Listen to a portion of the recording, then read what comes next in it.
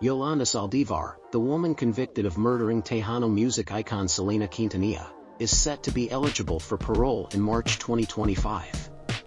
Saldivar, a former nurse, was the president of Selena's fan club and managed the singer's boutiques before their relationship took a tragic turn. The murder of Selena Quintanilla. On March 31, 1995, Selena was shot and killed at the Days Inn Motel in Corpus Christi, Texas. She was only 23 years old. The murder came after Selena and her family discovered that Saldivar had been embezzling money from the singer's fan club and boutiques. Selena confronted her about the missing funds, leading to a heated argument. Saldivar lured Selena to the motel under the pretense of handing over financial documents but instead pulled out a gun and shot her in the back as she attempted to flee.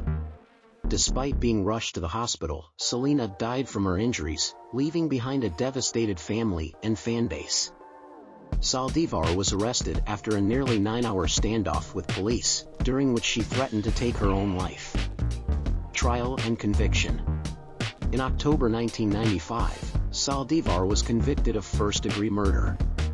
She was sentenced to life in prison with the possibility of parole after 30 years. The trial, which took place in Houston, Texas, was highly publicized, with Selena's fans and supporters closely following the proceedings. The jury deliberated for only 2 hours before finding Saldivar guilty.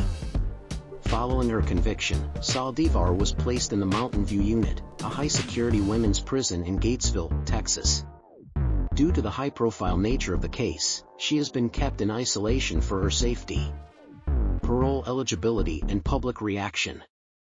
As her parole eligibility date approaches in March 2025, many fans of Selena remain outraged at the idea of her possible release. Selena's legacy has only grown in the years since her passing, and her family and supporters continue to mourn her loss. Although Saldivar has claimed in interviews that the shooting was accidental, the evidence and court ruling have firmly established her guilt. The Texas Parole Board will determine whether she poses a continued risk to society and whether she has shown remorse for her actions. Public sentiment remains overwhelmingly against Saldivar's release, with many believing she should serve her full life sentence. The decision in March 2025 will be closely watched, as Selena's impact on music and culture continues to resonate nearly 3 decades after her death.